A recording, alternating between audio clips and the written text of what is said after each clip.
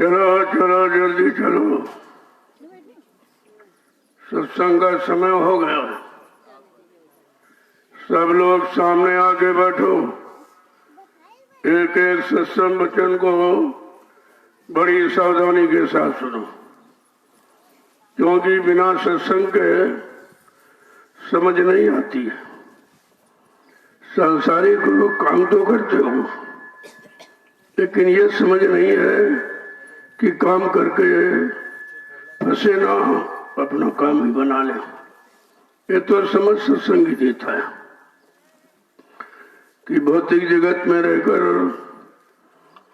धीरज से अपना काम बना ले और अपने घर की तैयारी करे।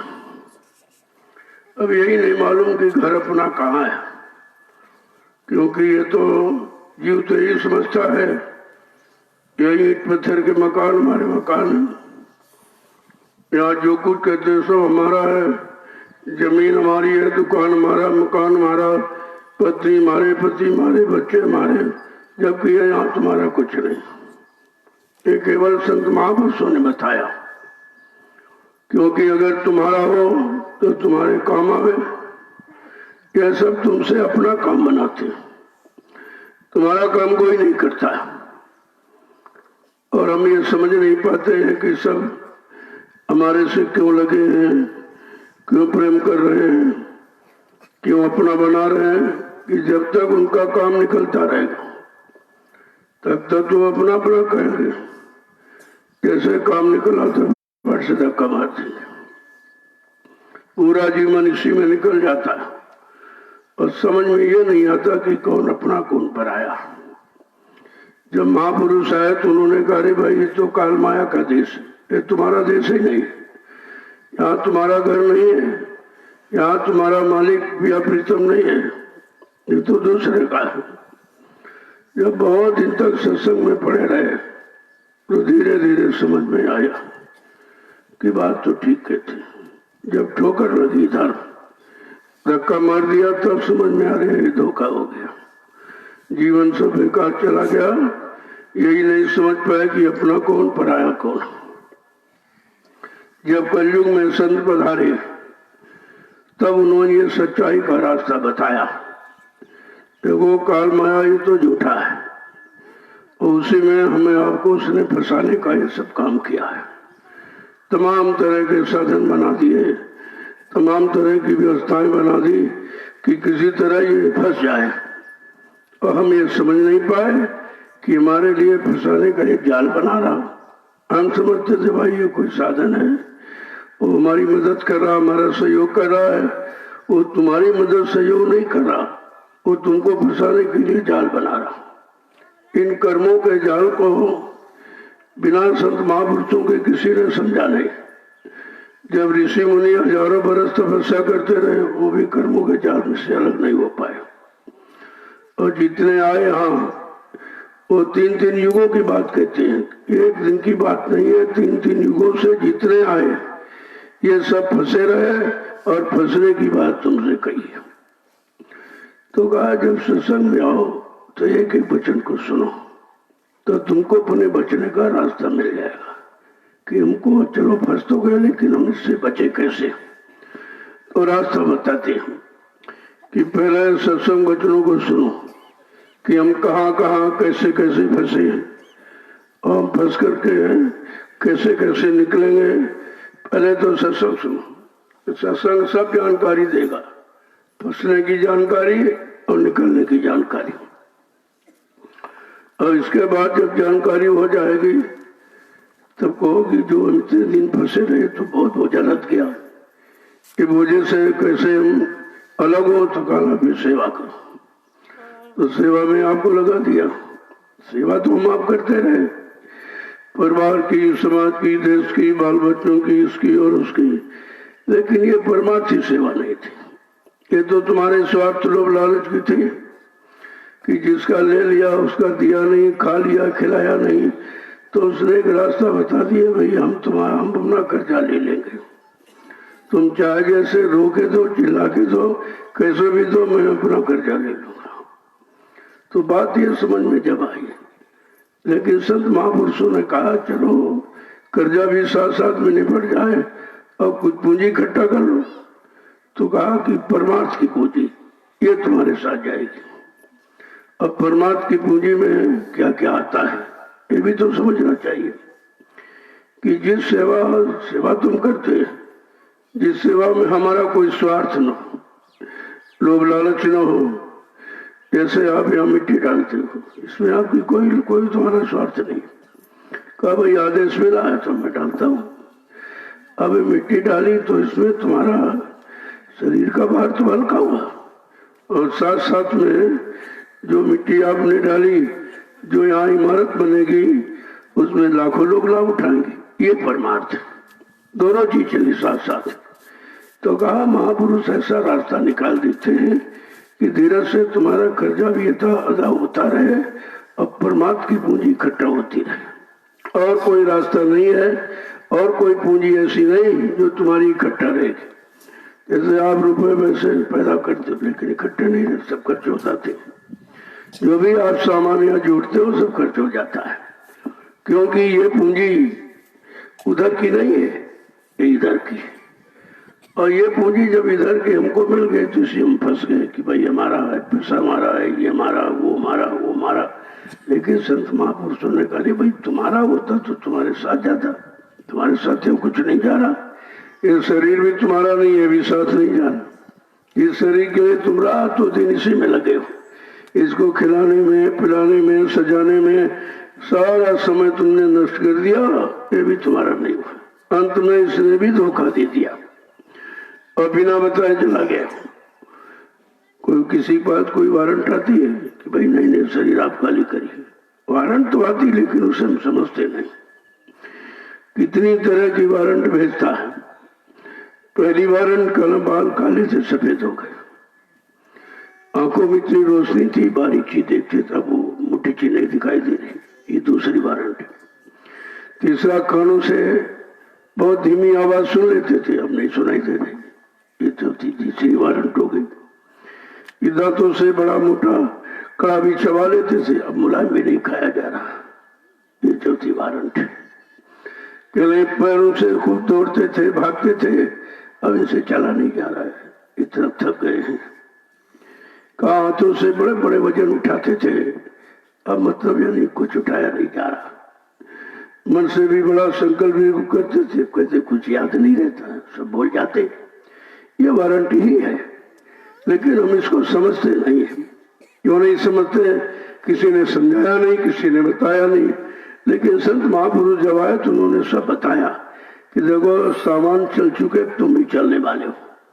जैसे जो जिसका रिटायरमेंट होता है पहले वो सामान बेचता है, बाद में अपना जाता। अब ये शरीर का रिटायरमेंट होना है, इसलिए सामान पहले छीन लिए।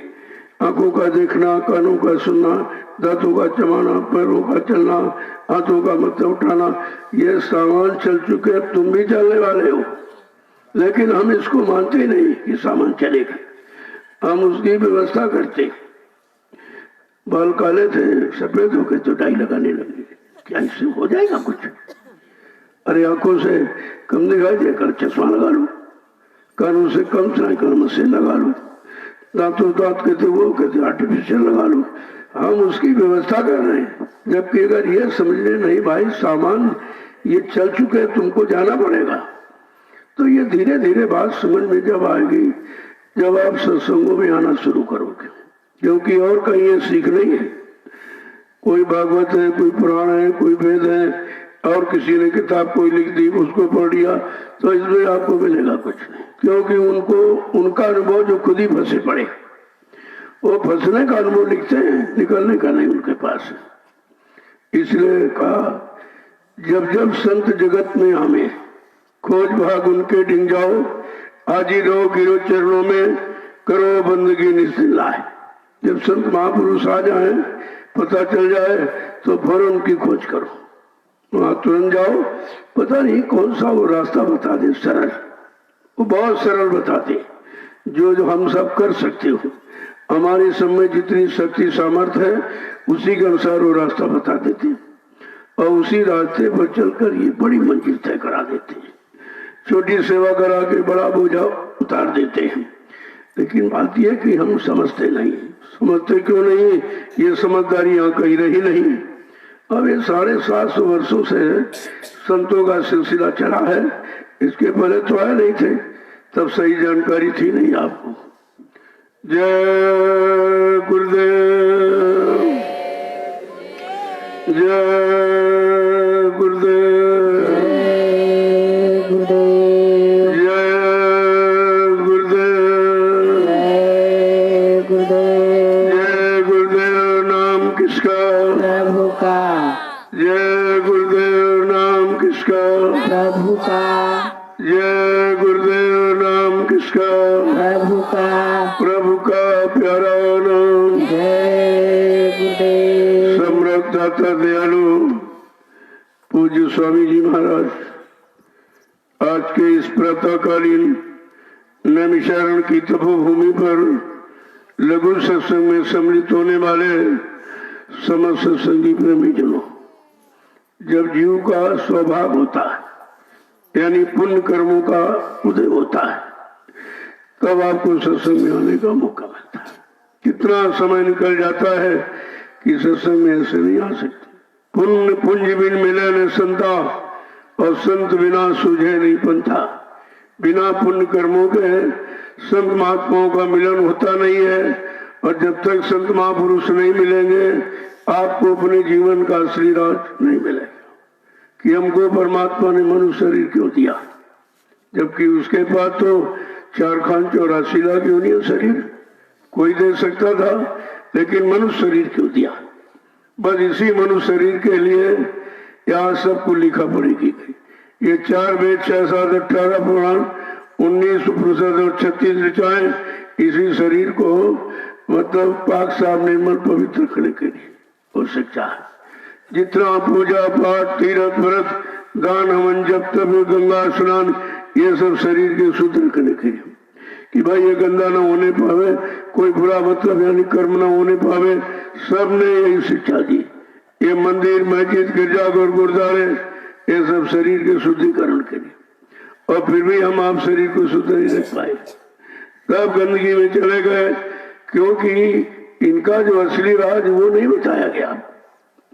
तो यहाँ लोग बेचारे शराब भी पीते पूजा भी करते, और बोलो उनसे पूजा करने का मतलब क्या है? अरे पूजा का मतलब सेवा।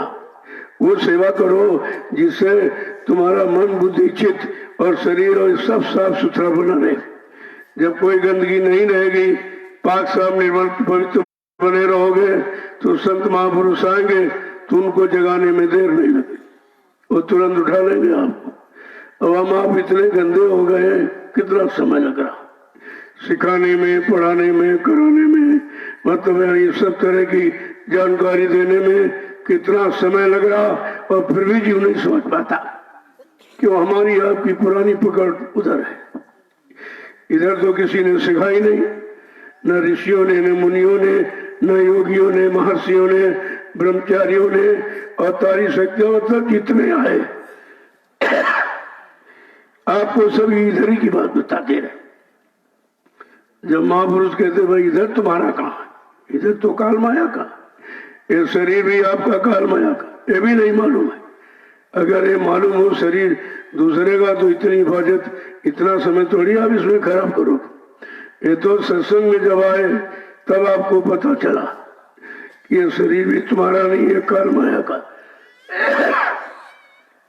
क्योंकि जीवात्मा बगैर शरीर के रह नहीं सकती, उसको तो यहाँ रखना था, इसलिए ये शरीर उसने बनाए हैं, इन्हीं में जीवात्मा रहती है। ऐसे निखालिस तो रह नहीं सकती, क्योंकि उसको कोई ना कोई आधार चाहिए।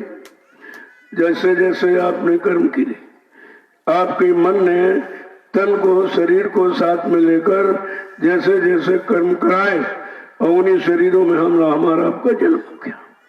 कर्म के अनुसार जन्म होता है।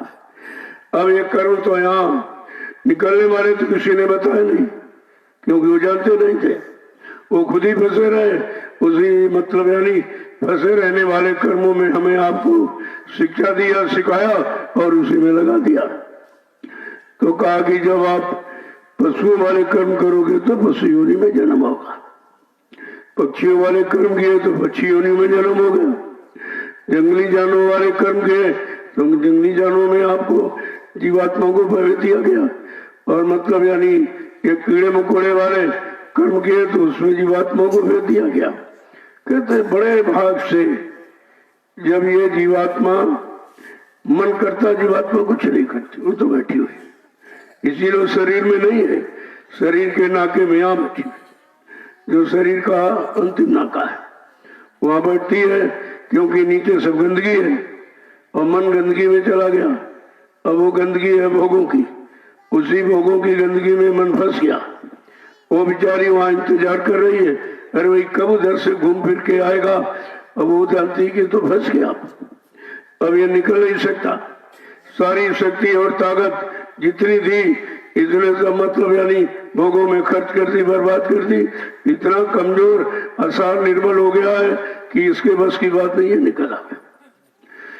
तब कहा कि सतगुरु ध्यान जब आए तो उसने वचनों का सहारा दिया, उसको वचनों का सहारा दिया, वचन सुना कर उसको मोड़ा। जैसे बांस कितना कड़ा ठोस होता है, उसमें मुलायम को नहीं होता, लेकिन उसको जब टेढ़ा झुकाना करना पड़ता है तो उसमें तेल लगाया और अग्नि एक सामने छोड़ा, ये मोया लगाया तेल का और अग्नि के सामने जैसे खड़ा तो मुलायम हो गया। फिर आप जैसा तो वैसा मोड़ लो। इसी तरीके से ये सब यहाँ इतने कड़े और कठोर यानी फंसे भोगों में ऐसे हो गए कि अब ये संत महापुरुषों के वचन इनको सुनाई ही नहीं देती।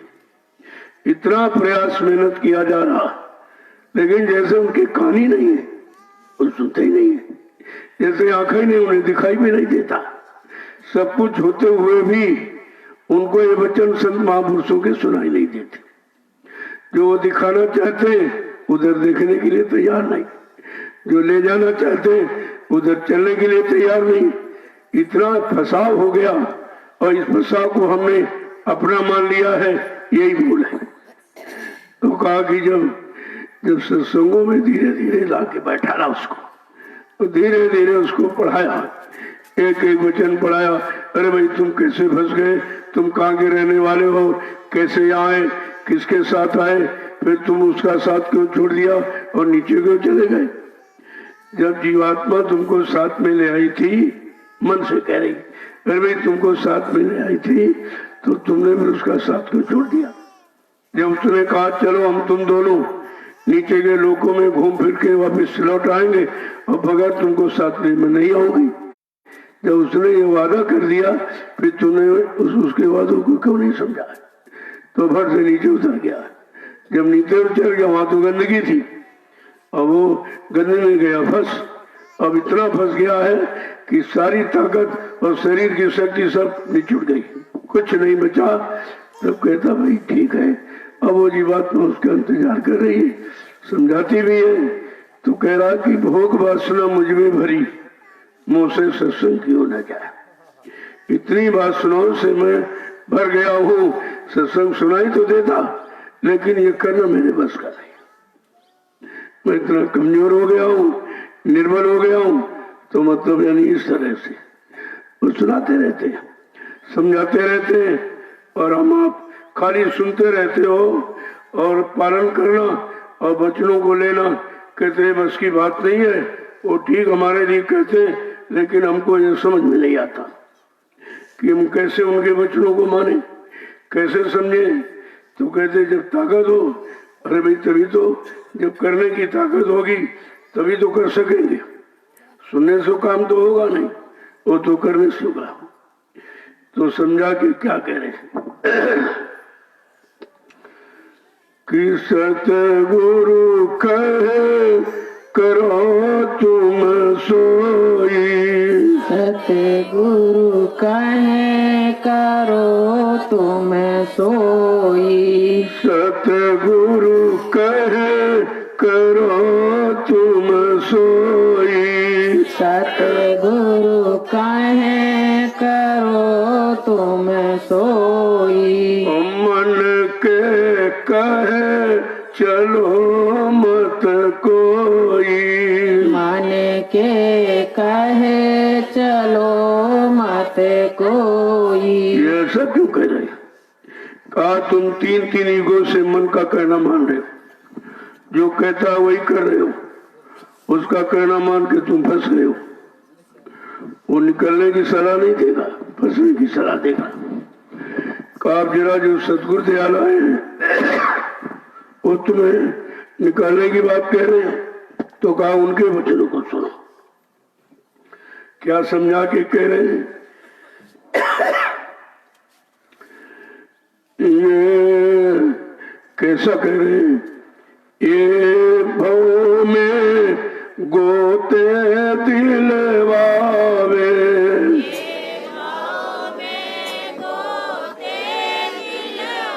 देखो मन की बात बता रहे कि मन क्या कह रहा है, क्या क्या करा रहा, कैसी सलाह दे रहा। का ये भव में गोते दिलवावे, ये भाव में गोते भी लगावे, सतगुरु से बेमुख करवावे, सतगुरु से बेमुख करवावे। ऐसे ये मन भवसागर में गोते लगवाएगा और सतगुरु से दूर रखेगा, उसे दूर करेगा और भवसागर में गोते लगवाएगा। आगे क्या कह रहे हैं कि काल चक्र में अब सब घुमावे, काल चक्र में सब काल चक्र में तुम्हें घुमावे, काल चक्र में तुम्हें घुमावे, मोह जाल में बहुत फंसावे, मोह जाल में बहुत फंसावे। देखो मन की करनी बता रहे हैं कि मन जो काल माया ने कर्मों का जाल बनाया, उसी जाल में तुमको डाल करके खूब घुमाएगा, इन्हीं में जन्म दिलाएगा, जन्म और मरण, जन्म और मरण, इसी में तुम्हारा सब समय खर्च करता रहेगा। और क्या कह रहे हैं? मोह जाल में बहुत फंसावे। मोह का जाल भी है कि जिसमें आप फंसाएगा ताकि तुम निकल ना पाओ। देखो मन की करनी है ये और सदगुरु की करनी है। अब तुम किसकी करनी मान रहे हो? मन की मान रहे हो कि गुरु करनी मान रहे हो?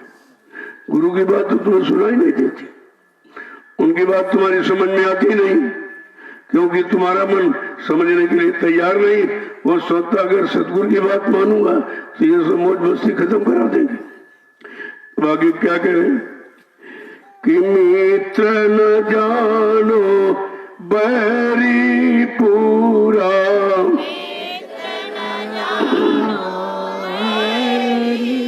मित्र न जानो बैरी पूरा, मित्र न जानो बैरी पूरा, गुरु भक्ति से डारे दूरा, गुरु भक्ति से डारे दूरा, गुरु भक्ति से डारे दूरा, गुरु भक्ति से डारे दूरा। मेरा ये मित्र तुम्हारा दुश्मन है, ये तुम्हारा मित्र नहीं है, क्योंकि गुरु भक्ति से तुमको दूर करेगा, गुरु वचनों को सुनने नहीं देगा, गुरु की तरफ जाने नहीं देगा और उनकी दी हुई नाम की युक्ति में लगने नहीं देगा।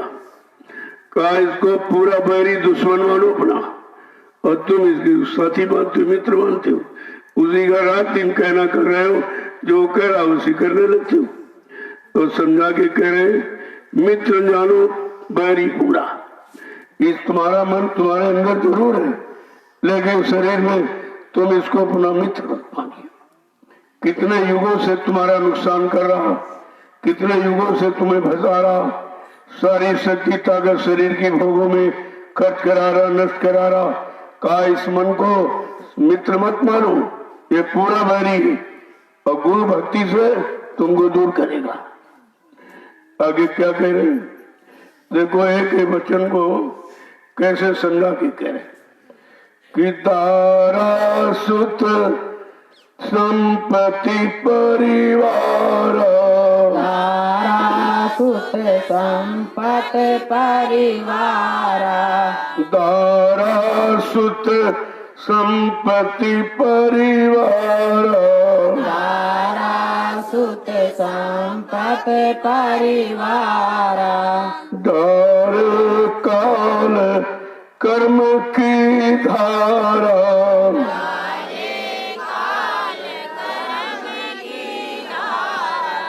डाल काम क्रोध की धारा, काम क्रोध की धारा। कहते हैं फंसाएगा किसमें?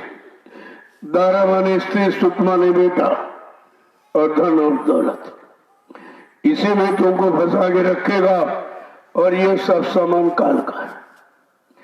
ये फंसने वाला जिसको तुम अपना कह रहे हो, पत्नी मिल गई, बेटा हो गया, परिवार बन गया, बड़े खुश होते हो। तुमको ये नहीं मालूम है परिवार जब आंखों में परिवार हो जाता बगैर ऑपरेशन ठीक नहीं होता, दिखाई कुछ नहीं देता। और ये परिवार है, क्या ये परिवार तुम्हें और कुछ दिखने देगा?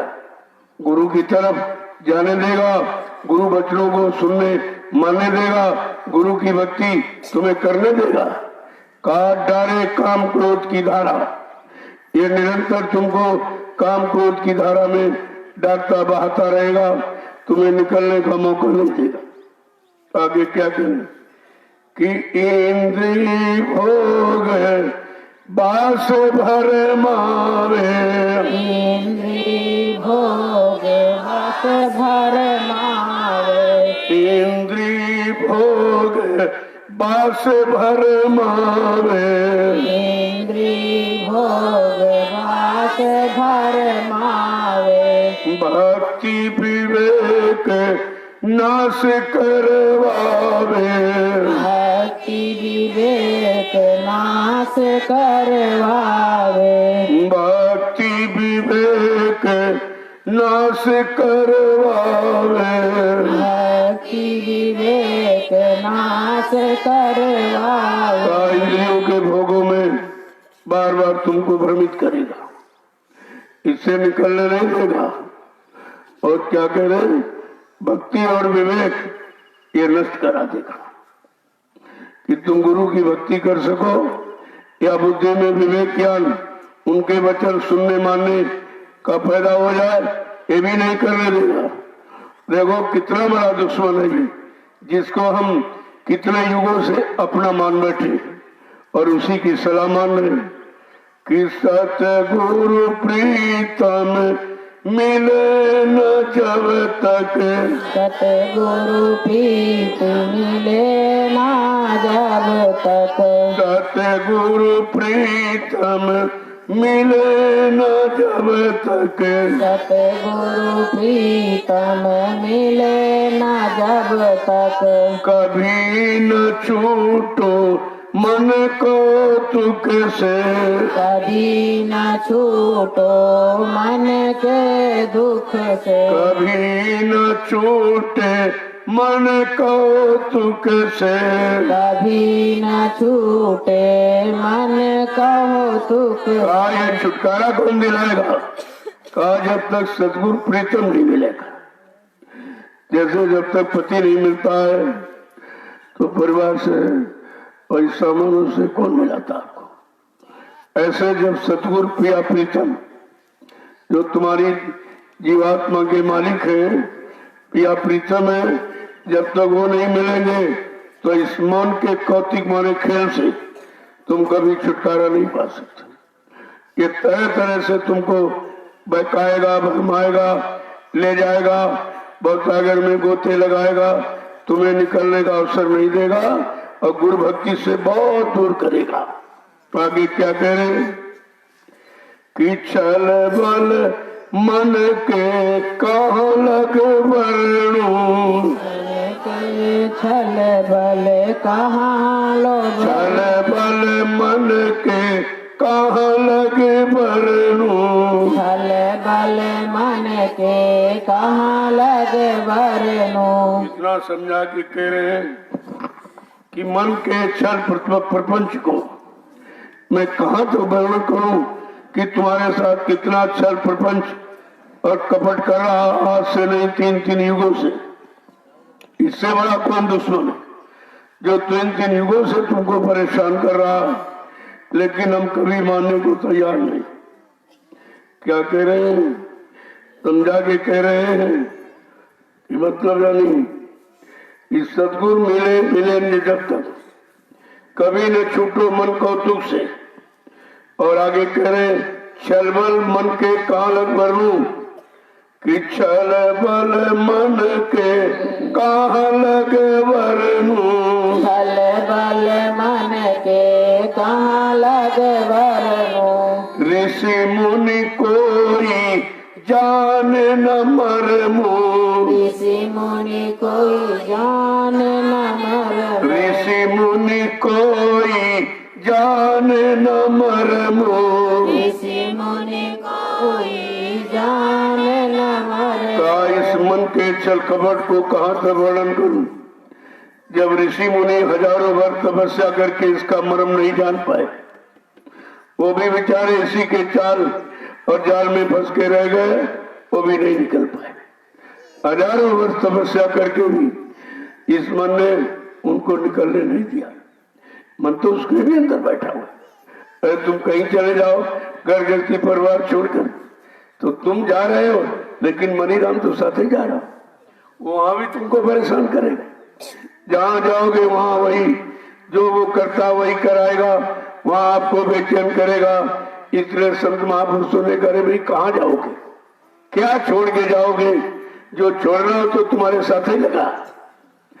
और वो मन भी साथ लगा है, और मन के जितने कौतुक है वो भी काम करो, लोभ मोह अहंकार ईर्षा राग वो भी साथे लगे। तुमने छोड़ा क्या? कहो घर गृहस्थी परिवार छोड़ दी। अरे घर गृहस्थी परिवार छोड़ा, लेकिन मन का परिवार तो साथ ही जा रहा, जो तुम्हें तंग कर रहा, तुम्हें परेशान कर रहा। देखो कितनी समझ कैसे कैसे बताते। जहां जहां हमारा आत्मा मन अटका है, भटका है, खराब है, फंसा है, ये सब जानकारी दे रहे हैं। पिता सतगुर खोजो निज को। ताते सतगुरु खोजो निज को। ताते सतगुरु खोजो निज को। ताते सतगुरु खोजो निज को। बिन सतगुरु कोई चले न बच के। बिन सतगुरु कोई चले न बच के। बिन सतगुरु कोई चले न बच के। बिन सतगुरु कोई चले न बच के। इसलिए शैतान मन से बचने के लिए सतगुरु की खोज करो, सतगुरु की खोज करो। क्यों? बिना उसके कुछ नहीं। क्योंकि जो जानकार है, जिसका मन पर कंट्रोल नियंत्रण मन को अपने कब्जे में किए हैं, जब वो मिल जाएंगे तो मन की इन करतूतों से तुमको बचा लेंगे। कहते हैं बिन सतगुरु कोई चले न बच के। इसीलिए कलयुग के जीवों के लिए कहा, समझा करके कहा कि जो जो भजन भक्त से चूके तिनके मुख जम पल पल थूके। ऐसी कुगति होएगी सबकी जो नहीं धारे उस सतगुरु की। सतगुरु बिना कोई नहीं बाँचे और नाम बिना 84 नाचे। तो वो पूरा रास्ता खोल दिया कि बिना सतगुरु के किसी के पास नाम है नहीं। जो नाम तुम्हारा काम करेगा, काम को लोभ मोह अहंकार से बचाएगा, मन और जीवात्मा दोनों को निकाल कर घर पहुंचाएगा। कहा जब तक वो नाम भेदी शब्द भेदी सदगुरु नहीं मिलेंगे तब तक काम तुम्हारा कोई नहीं कर सकता। ये नहीं आगे नाम के लिए सदगुरु तो क्या सदगुरु हो गया। सदगुरु कोई लिखा पढ़ी का विषय नहीं है, वो तो कर्म का। कह रहे कि ऐसे सदगुरु की खोज करो, क्योंकि बिना सदगुरु के इस मन की चाल से कोई बच नहीं सकता। जब ऋषि मुनि योगी महर्ष और तारी सकता बड़े बड़े ब्रह्मचारी और वक्तव्य नहीं बच पाए तो हम सब कलयुग के कमजोर गंदे जीव कैसे बचेंगे। आगे क्या कह रहे हैं कि सतगुरु सम प्रीतम नहीं कोई, सतगुरु सम प्रीतम नहीं कोई, सतगुरु सम प्रीतम नहीं कोई, सतगुरु सम प्रीतम नहीं कोई, मन मलिन को धोवे वही, मन मलिन को धोवे वही, मन मलिन को धोवे वही, मन मलिन को धोवे वही। सतगुरु के सिवा तुम्हारा प्रीतम, तुम्हारा रखवाला और कोई नहीं है जो तुम्हारी इधर भी संभाल करेंगे और यहाँ संभाल करके उधर घर पहुंचाएंगे। का वो केवल सतगुरु ही है, गुरु भी नहीं कर सकता। गुरु तो ज्ञान कराएगा, अच्छे बुरे पाप पुण्य की पहचान कराएगा, माँ बहन बेटी बहू की पहचान कराएगा, रात पात धन दौलत मान सम्मान सामान दिलाएगा, पत पत्नी बाल बच्चे दिलाएगा यानी फंसाएगा।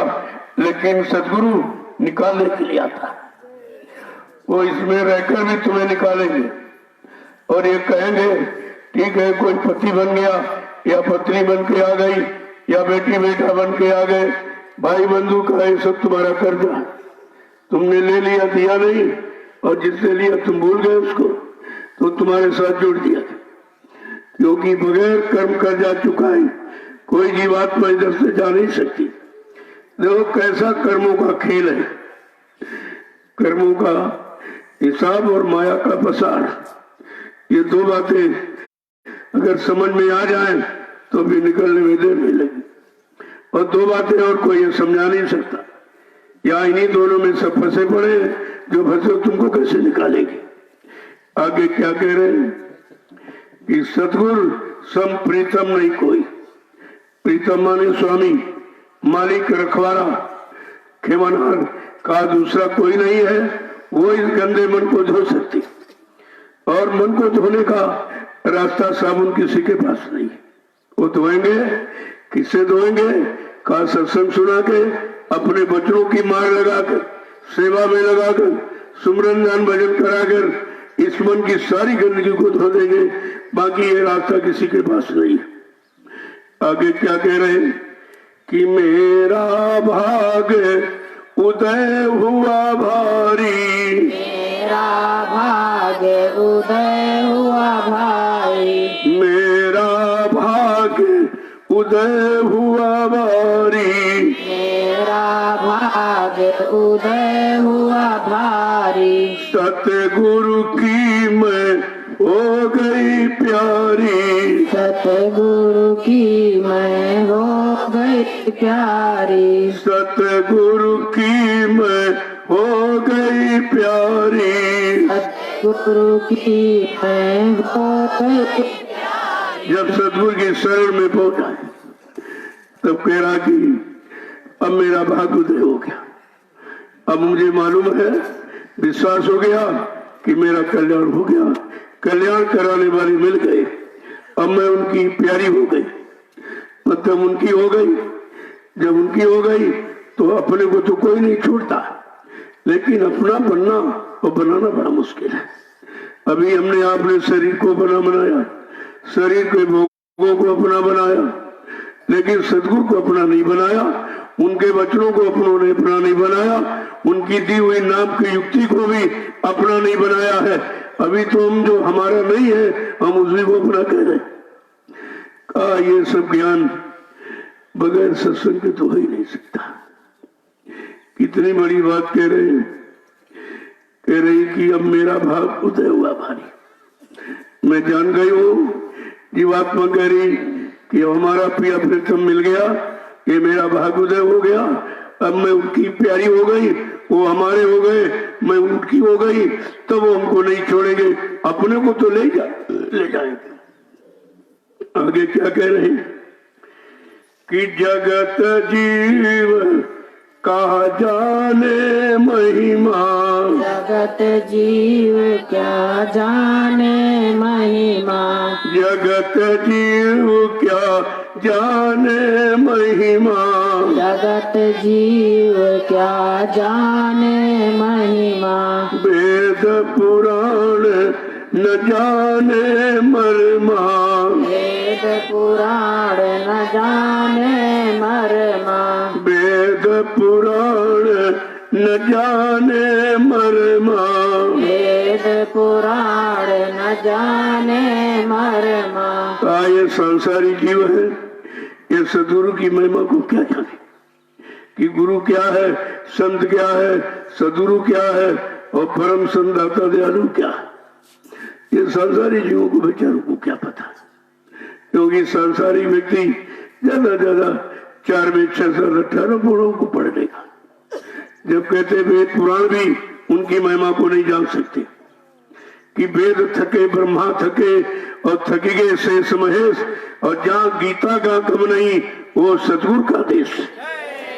ऐसे देश से आए हैं जहाँ ये कागज वाले अक्षर और विद्या पढ़कर आप नहीं पहुंच सकते जब तक संतों का शब्द ज्ञान नहीं मिलेगा।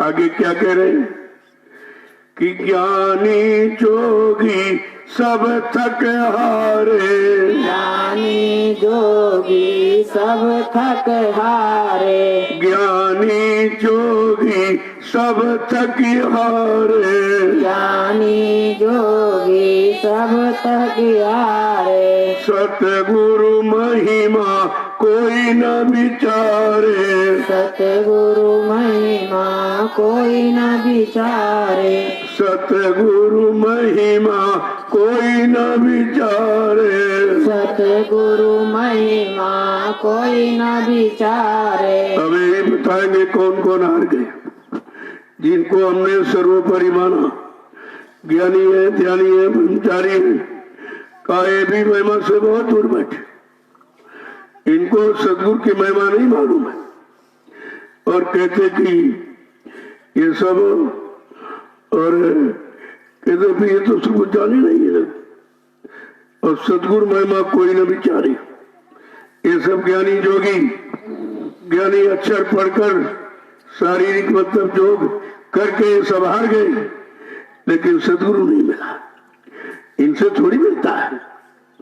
कहते मतलब यानी ये सब हार गए, क्योंकि जहां जहां हमारा आपका लगाव है, जिनको हमने आपने सर्वश्रेष्ठ माना कि इसके अलावा और कोई नहीं, उसको कह रहे ये सब हारे, ये बेचारे सब हार गए और इन्होंने सदगुरु को पाया नहीं। क्योंकि सदगुरु तो किसी के बुलाए थोड़ी आएगा, वो अपनी इच्छा से आते, अपनी इच्छा से आएंगे। कहा सदगुरु महिमा कोई न विचारे, इनके विचार में सदगुरु की महिमा ही नहीं कि सदगुरु क्या है, क्योंकि यहाँ ज्यादा ज्यादा तुम्हें गुरु तक बताया गया, वो भी संसारी गुरु, शारीरिक गुरु, भोगों का गुरु, ये मतलब यानी दिलाने बताने वाला, लेकिन आत्मिक गुरु तो नहीं मिला।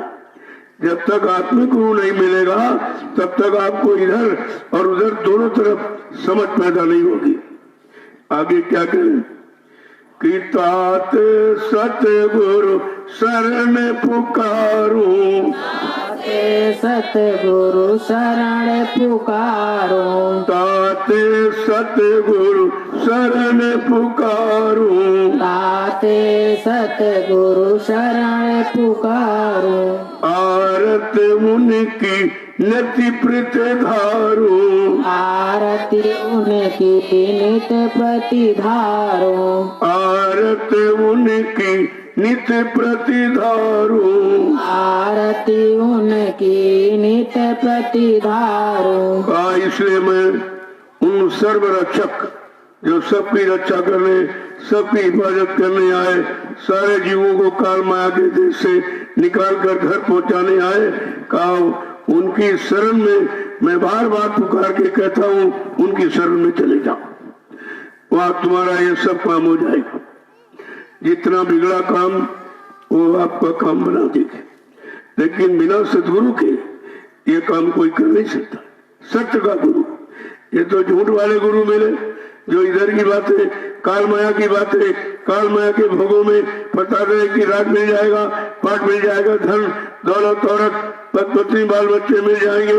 अरे इधर कहा, ये सब झूठा मिलाते रहे, काल से मिलाते रहे। और जीवात्मा तो दयाल की है, जब तक तो कोई दयाल देश से दयाल सदगुरु नहीं आएगा तब तक जीवात्मा को दयाल देश कोई नहीं पहुंचा सकता और काल से छुटकारा भी नहीं दिला सकता।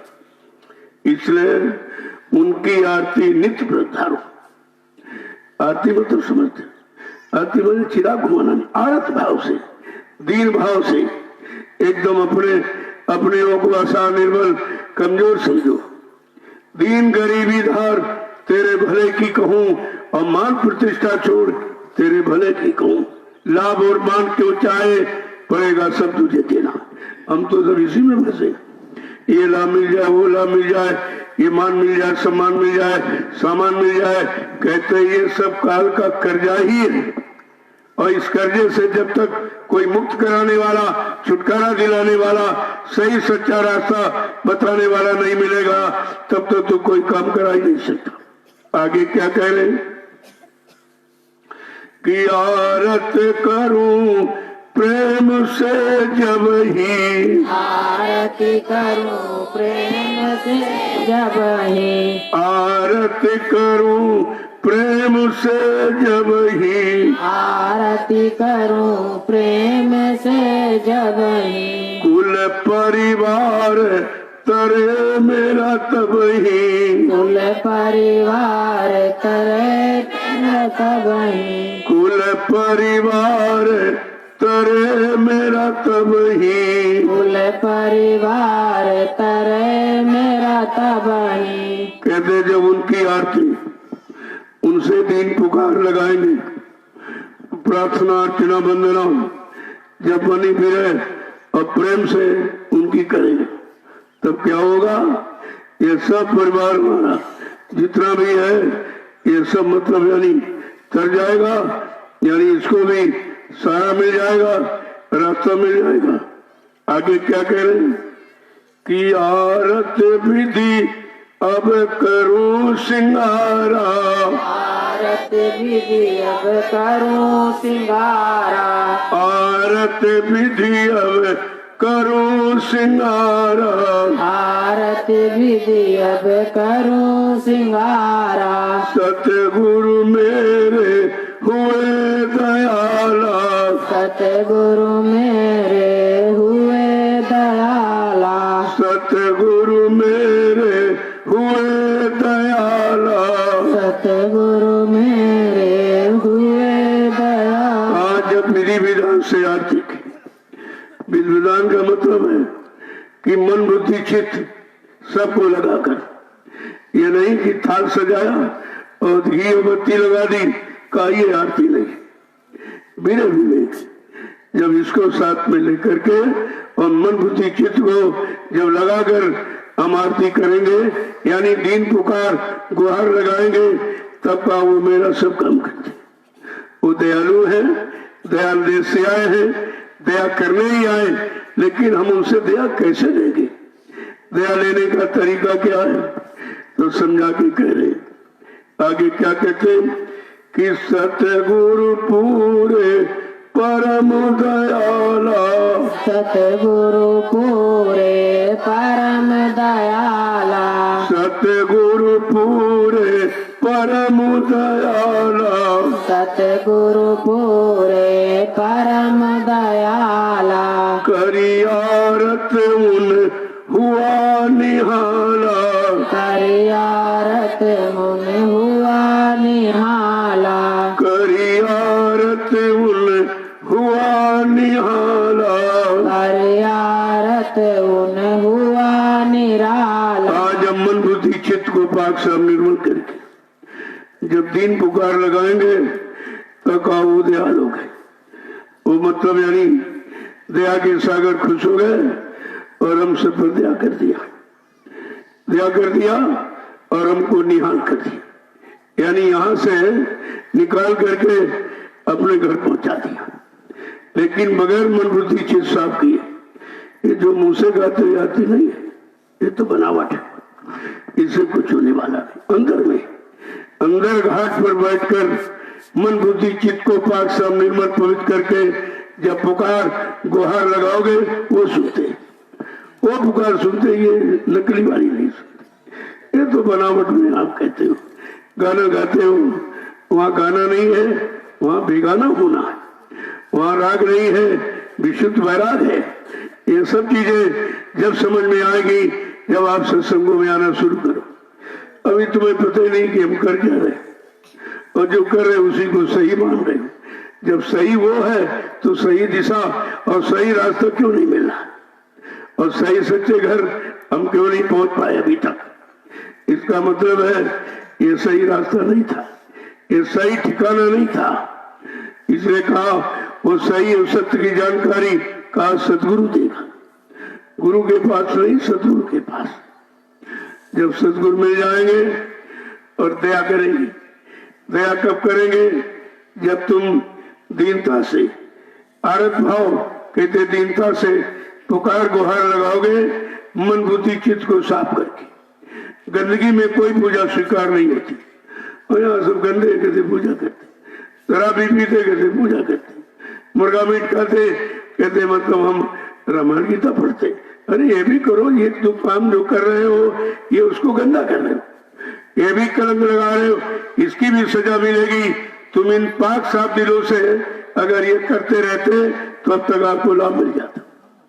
लेकिन हम सब गंदगी में बैठ करके अपनी मनमुक्ता में सब करते रहते, किसी सही सच्चे सदगुरु की तलाश करते नहीं हो, उनकी शरण में जाते नहीं हो, उनके वचनों को सुनते नहीं हो जिससे तुम बच जाओगे। उनके वचन इधर भी तुम्हें यानी सुरक्षित बचा के रखेंगे और उधर भी तुम्हें सुरक्षित सब लोगों से बचा के सतलोक पहुंचा देंगे। उनका ये काम।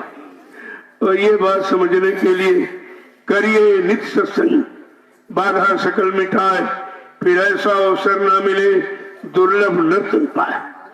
का हर रोज दर रोज प्रतिरोज सत्संग करो, सुनो सुनाओ पढ़ो पढ़ाओ नहीं करो।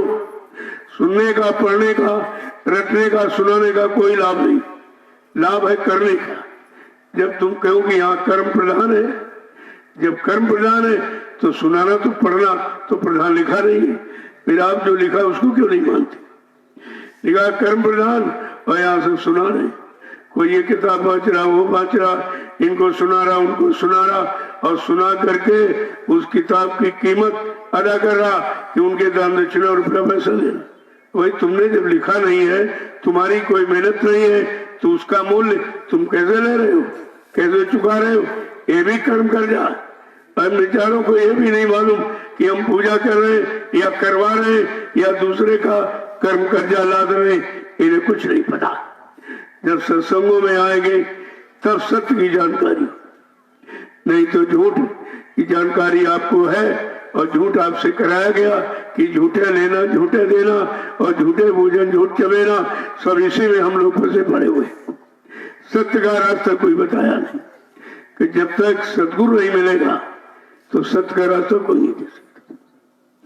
ये जितने गुरु मिले, ये मान सम्मान दिलाने वाले, सामान दिलाने वाले, इतिहास बनाने वाले, राजपाट धन दौलत मान सम्मान दिलाने वाले, पूजा कराने वाले, इतिहास बनाने वाले मिले, लेकिन जीवात्मा जगाने वाले और जीवात्मा को परमात्मा से मिलाने वाले, घर पहुंचाने वाले कहते संत सदगुरु नहीं मिला। वो नहीं मिले तो सब धोखा हो गया।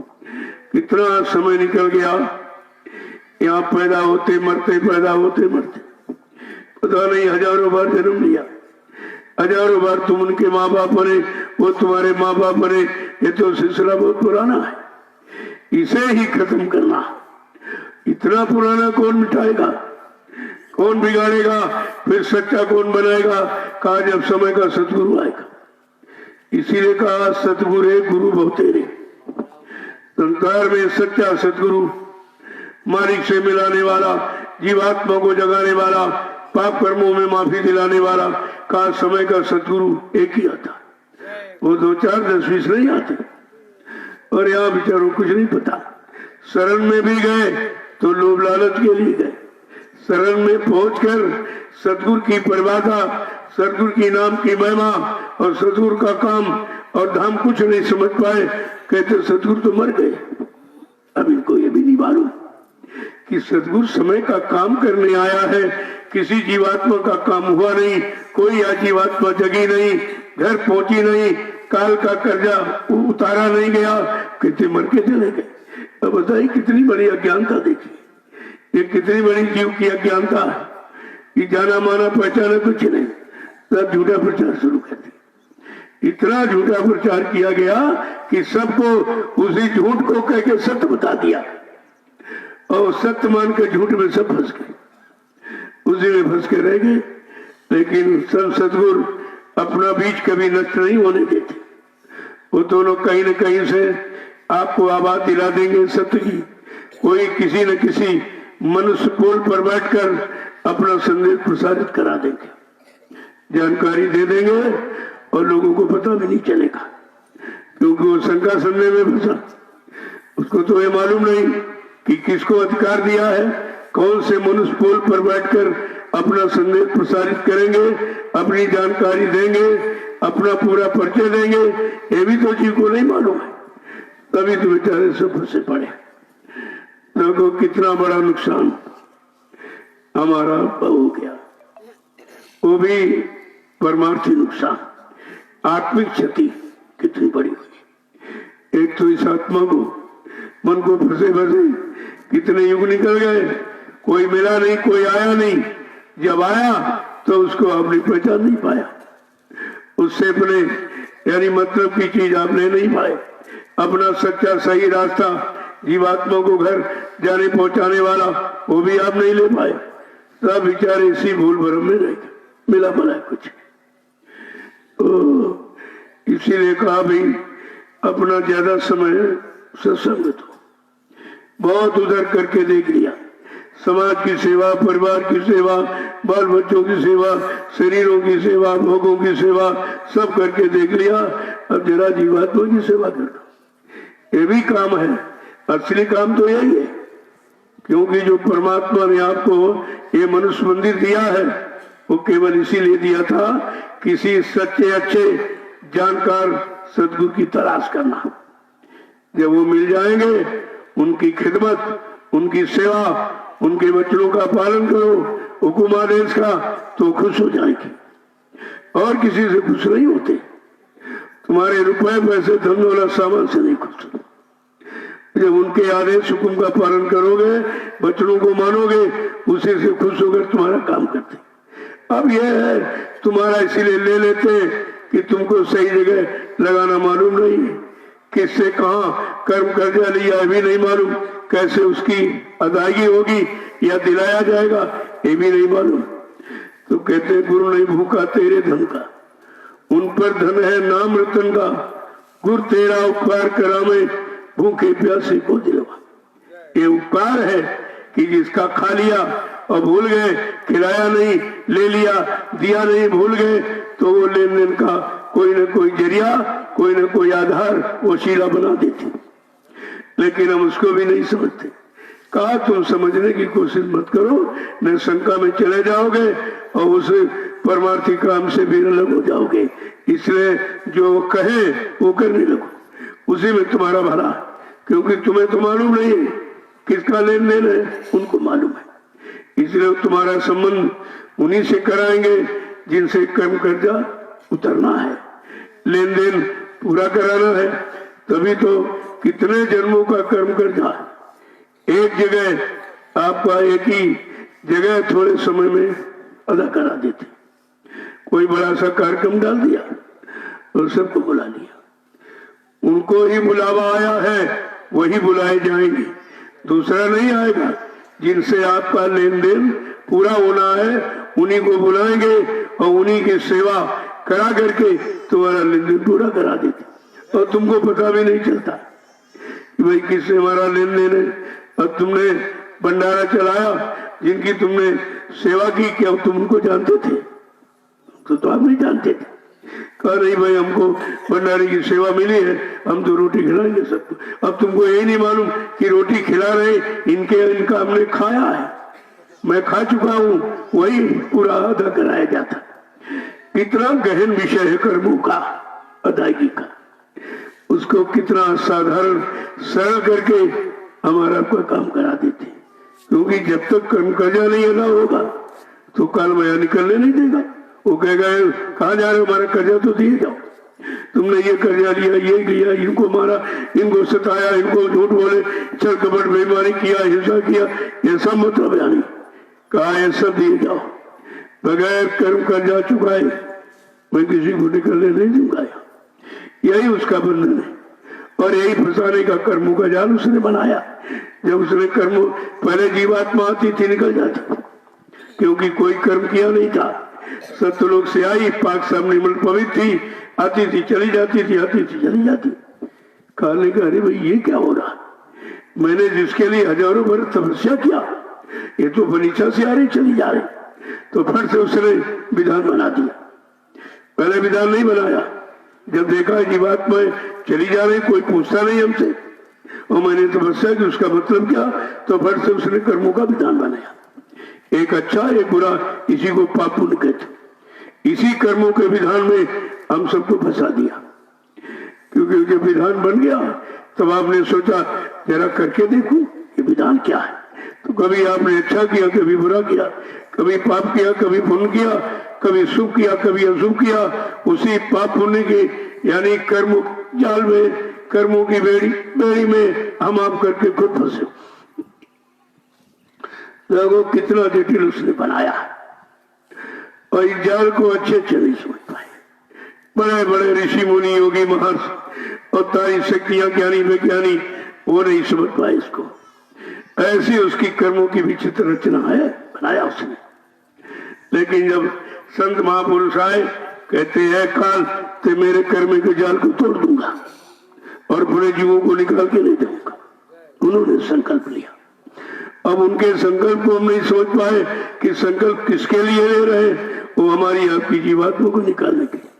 फिर भी हम उनको नहीं अपना मान पाए क्योंकि हम पहचान नहीं पाए।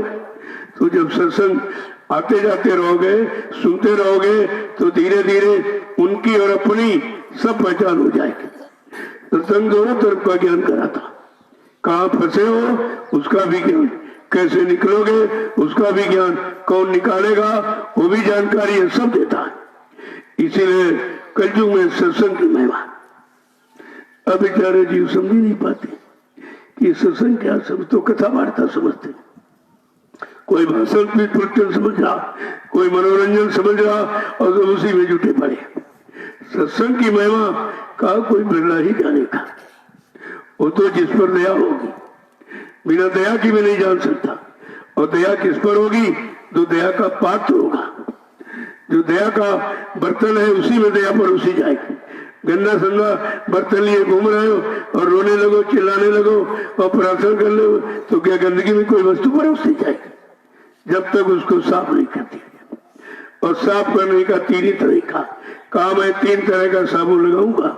बीमारी का, देखो कितनी बड़ी चीज बताई, कहा बीमारी देकर, तरह तरह की बीमारी देकर, और आपको यानी कर्जे से आपको निपटाऊंगा।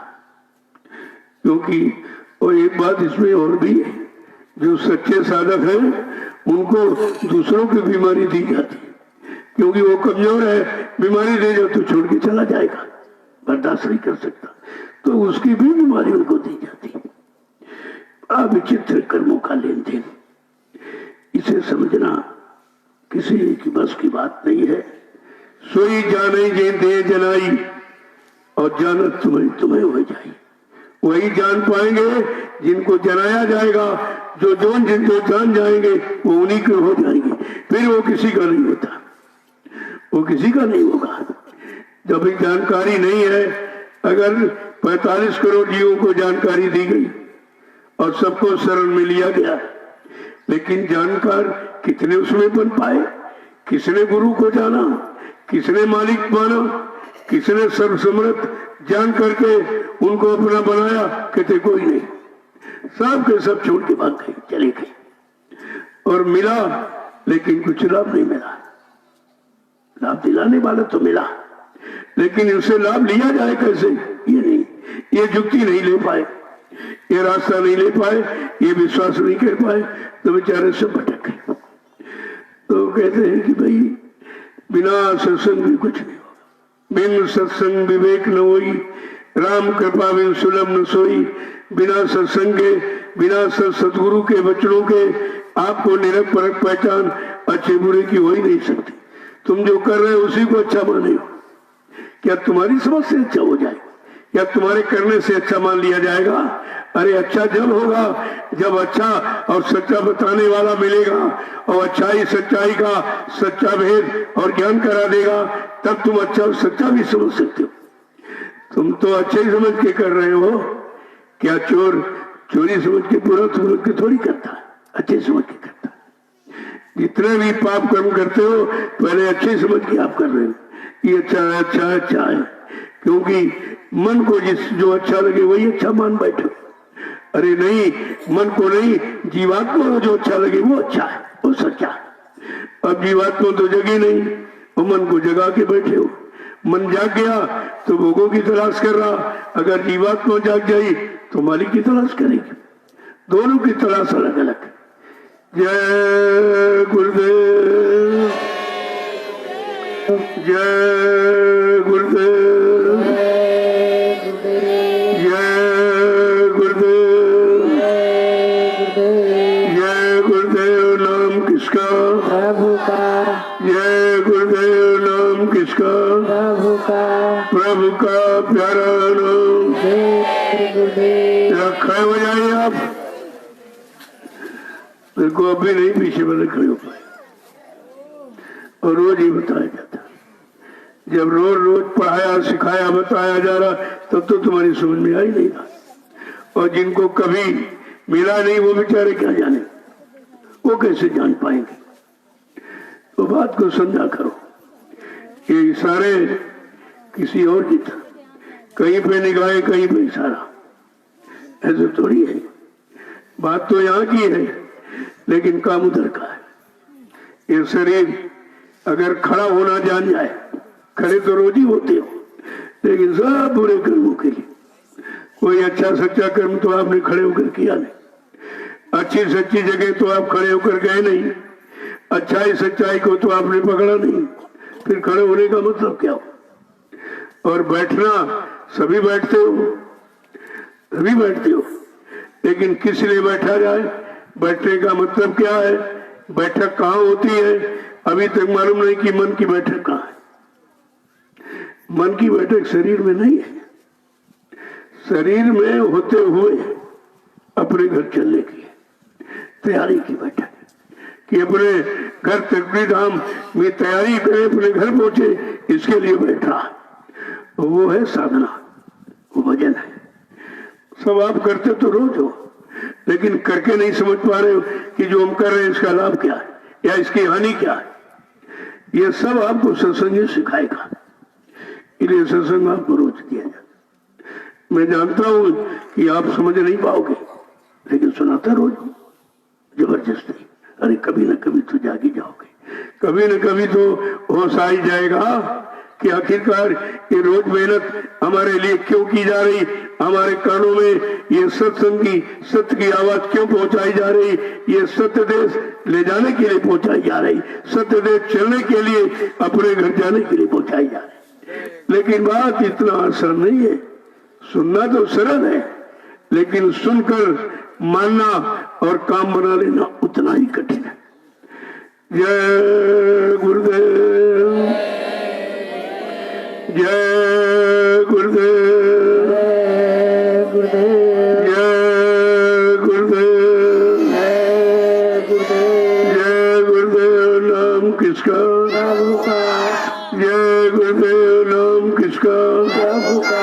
प्रभु का प्यारा नाम। जय गुरुदेव। जोर से बोले, जय गुरुदेव। सब मिल बोले, जय गुरुदेव। बोलना होगा, जय गुरुदेव। अभी से बोले, जय गुरुदेव। दुख दर्द हरेंगे, जय गुरुदेव। सब कष्ट हरेंगे, जय गुरुदेव। सुख शांति भी देंगे, जय गुरुदेव। सबके दाता जय गुरुदेव। सबके मालिक जय गुरुदेव। प्रेम से बोले जय गुरुदेव। ये नाम नहीं इंसान का, ये नाम है प्रभु का, ये काम नहीं इंसान का। ये काम है प्रभु का। कहा क्यों बोले कि ये नाम प्रभु का है? बोलते तो हमेशा 24 घंटे बोलते रहते हो, इसकी निंदा, इसकी बुराई, इसका ये उसका, कहीं बंद थोड़ी जबान रहती है आप। लेकिन नहीं, वैसे मत बोल, लेकिन गुरु चर्चा में जरूर खोल। वैसे तो आपको बोलना नहीं, कहना ना बोलना, कुछ ताले जुआ में रखना, चुटकी का खेल अपनी चुटकी बजा दिखाना। वैसे तो आपको नहीं बोलना। किसके लिए नहीं बोलना? निंदा, आलोचना, बुराई के लिए नहीं बोलना। ये गंदगी है, दूसरे के पाप के गट्ठर के क्यों उन पर लाद रहे? अब बेचारों को ये भी नहीं पता, जबकि सत्संग में नहीं सुनाया जाता कि निंदा करना और निंदा सुनना ये दोनों खराब, ये दोनों दूसरे के पाप के बोझे को लादना ही है। लेकिन कहाँ जीव समझ पा रहा, तब इसी में झूठे पड़े। उनको सच्चाई, अच्छाई दिखाई नहीं देती। अरे वो अपना परिचय दे रहे कि देखो मैं इतने दिन सत्संग में रहा, केवल निंदा, आलोचना, बुराई सीख पाया, अच्छाई भलाई करना नहीं सीखा मैंने, सच्चाई का संदेश मैंने नहीं पकड़ा। वो अपना परिचय दे रहे। जब परिचय मिल जाए तो आपको समझ लेना चाहिए इनके साथ रहना कि नहीं रहना, इनकी सुनना कि नहीं सुनना। इस बात को सुनने से कोई भला हो जाएगा, किसी का उद्धार कल्याण हो जाएगा। कम से जब अच्छा कर रहे तो हो नहीं पा रहा, तो बुरा करके काम हो जाए। बुरे बुराई करते, भले भलाई करते, तो अपना अपना काम कर रहे, अपना अपना परिचय दे रहे। आपको जानकारी लेके सतर्क हो जाना चाहिए, चेत जाना चाहिए कि ये बुराई करता है, इसके बाद इसके बाद बुराई ही है। अंदर है वही तो बाहर निकल रहा। जो बुराई करता है, निंदा, चुगली, पर समझ लो इसके बाद यही है। अगर ये लेना हो तो सुन लीजिए, ये लेके क्या करें तो तुम्हारे पास वैसे ही भरा पड़ा है। पहले से बुराइयां बहुत भरी पड़ी। अरे बुराइयों को निकलना है कि बुराइयों को समेट के और उनकी संख्या बढ़ाना है, ये सब जानकारी करनी चाहिए। और सब अपना परिचय दे रहे हैं संसार। यहाँ से संदेश हो रहा, यहाँ का परिचय, उधर निंदा, आलोचना, बुराई, वो अपना परिचय दे रहे। अब तुमको ये निर्णय लेना है कि हमको सच्चाई, अच्छाई, बुराई, मतलब यानी अच्छाई लेने की बुराई लेनी। अरे सच्चे काम करने की बुराई सुन के बुरे काम करना है। इतनी तो जानकारी कम से कम रखनी ही चाहिए। जय गुरुदेव, जय गुरुदेव, जय गुरुदेव। नाम किसका? प्रभु का प्यारा नाम। जब अपने अपने घर जाओ तो इन वचनों को दोहराया करो। सुबह 4 बजे उठ जाओ, ये समझ के कि अब आश्रम में घंटा संग बजाऊंगा। अब प्रार्थना हो रही होगी तो फिर से प्रार्थना करो। अब लोग सुमरन, ध्यान, भजन पर बैठ रहे होंगे, तुम भी बैठ जाओ, तो आश्रम घर बराबर हो जाएगा। वो तो कर्म की बात, जो कर्म यहाँ करते हो यहाँ से सीख करके घर तक ले जाओ और वहां करने लगोगे, धीरे धीरे घर भी तुम्हारा तो आश्रम बन जाएगा। लेकिन बगैर कर्मों की कुछ नहीं होगा। तो आपको ये याद कराया जा रहा कि 4 बजे घंटा संग बज रहा। ये घंटा संग क्या है? का ये निरंजन की आवाज है, और निरंजन का ये देश है। उसके देश में यानी सुनाई जा रही कि इसके देश से निकलने के लिए आवाज सुनो, और इस देश से निकलने के लिए अब सुमरन, ध्यान, भजन पर बैठ जाओ। ये रास्ता है इस देश से निकलने का। तो परिचय तो आपको सब दिया जा रहा पूरा, और यही अभी आपको। फिर इसके बाद सोचा कि चलो भजन कर लिया, अब वहां लोग सेवा में जा रहे हैं। तो तुम्हारी जो सेवा है घर गृहस्थी परिवार के लिए, खेती है, दुकान है, दफ्तर है, बिजली, व्यापार, मजदूरी, उसको नहीं। इसलिए आपसे कहा गया भी उतना लो जितना से तुम्हारा नुकसान हो। तुम ज्यादा लोगे, कहीं न कहीं रास्ता बना निकल जाएगा। तुम्हारी गाड़ी कमाई तुम्हारे पास रुकेगी, बाकी तुम नहीं तो चोर डकैत तो करोड़पति बन जाते। चोर डकैतों ने कितना माल इनका उनका लिया, चुराया, और बेचारे खाली के खाली, परेशान के परेशान। तो कहने का मतलब है कि गाड़ी कमाई ही आपकी रुकेगी, वो गाड़ी कमाई आपको सही दिशा देगी, सही रास्ते पर आपको ले जाएगी, सही सच्चे कर्मों में लगाएगी। और तुमने सोचा अब वो 1 रुपए का सामान 20 रुपए में दे रहा है, कहता कोई नहीं जान पाया, हमने खुद लूट लिया। अरे तुमने लूटा नहीं, तुम लूट गए हो। तुम लूट रहे हो जिसको लूटना कहते हो। इतना लूट रहे हो, कितने जन्म लग जाएंगे ये कर्जा उतारने में। बैल घोड़ा खच्चर गधा बन के ये कर्जा निपटाना पड़ेगा। ये अज्ञानता में तुम चिल्ला रहे बहुत लाभ हो गया, बहुत लाभ, बहुत। अरे बहुत कहां से आएगा, और बहुत बड़ा रुक नहीं पाएगा। जिसने समझा हमारे पास बहुत, शरीर की ताकत बहुत समझी, तो सब उसी में खपा दिया। जब बहुत है तो चला जाएगा, और जब कहोगे नहीं नहीं भाई हमारे मतलब का है, ज्यादा नहीं है, तो आप संभाल के रहोगे, संभाल के रखोगे, संभाल के प्रयोग करोगे, संभाल के चलोगे, और संभाल के रहेगी वो चीज। लेकिन अभी तो संसार कर रहे हैं, समाज परिवारों में रहना नहीं आया, तो तुम सत्संग में कैसे रहोगे? यहाँ तो सब छोड़ के आना पड़ता है, और जब छोड़ के आओ तभी यहाँ आ पाए हो। अब ये भी आपको समझना चाहिए कि घर परिवार बच्चे छोड़कर आए तब सत्संग मिला है।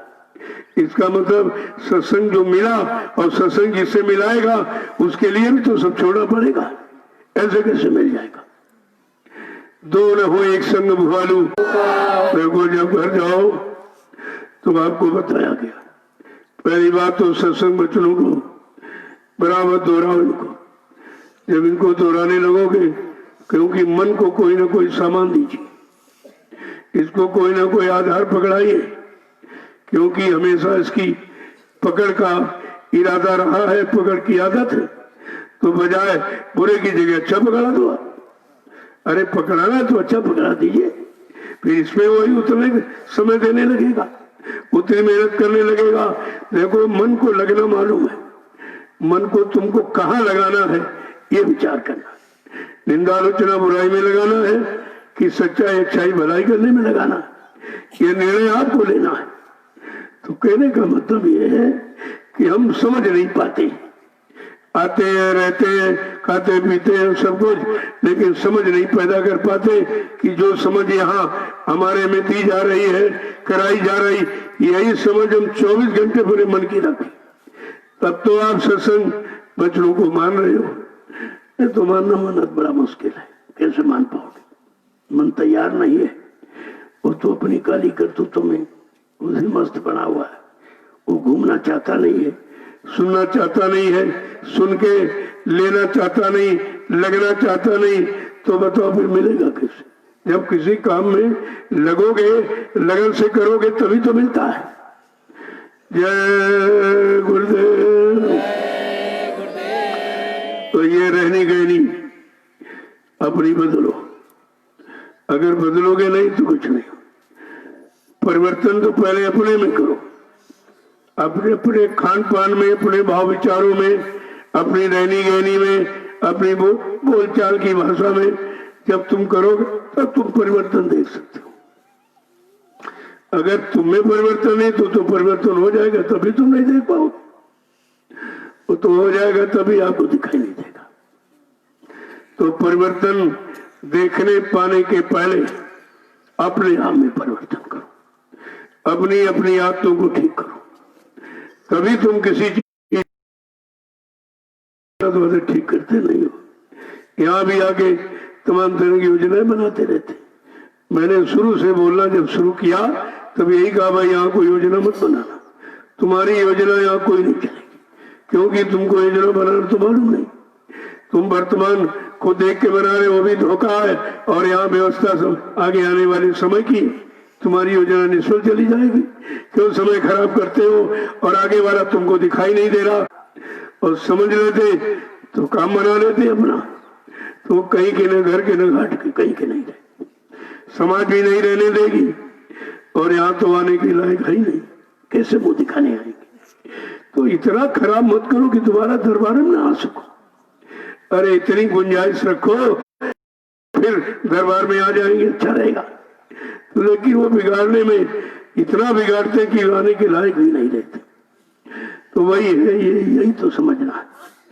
दूसरी बात, जो टोली की बात कही गई, हर जिले में 2 टोलियां, ये रोज क्यों कहा जा रहा? अभी आप टोली की बात नहीं समझ पाए। टोली क्या करेगी ये भी आपको नहीं मालूम। ये सब भविष्य की व्यवस्था है।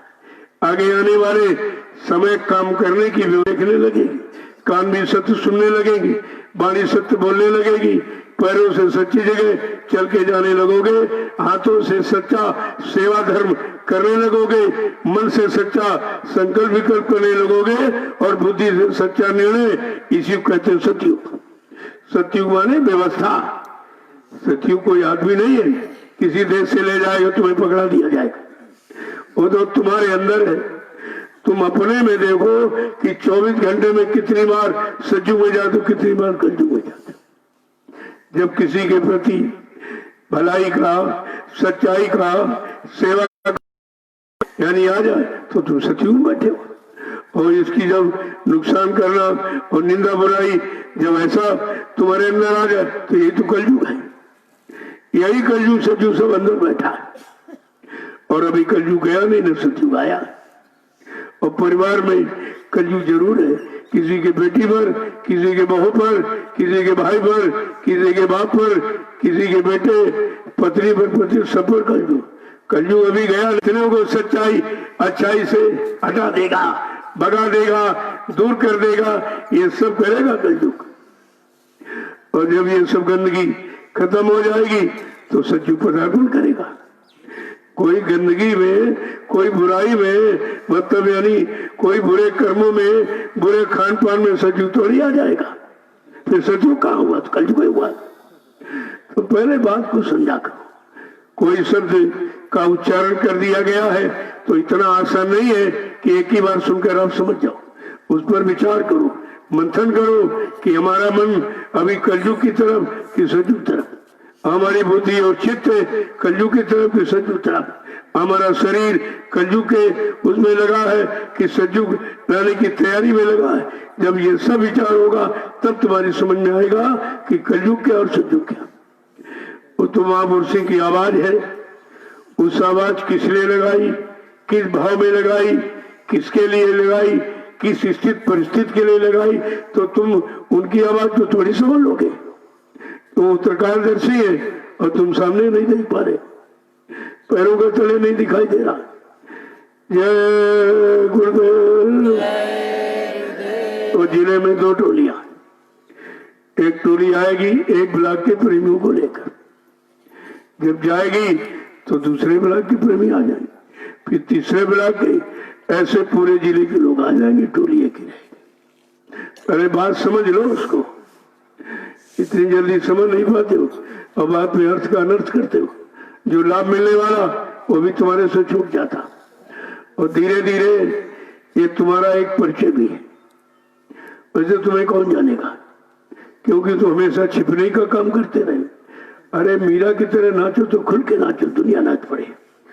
दुनिया नाचे देख करके कि नाच में क्या है। और तुम यहाँ छिपते थे, कोई जान नहीं पाए कि जय गुरुदेव हो तुम।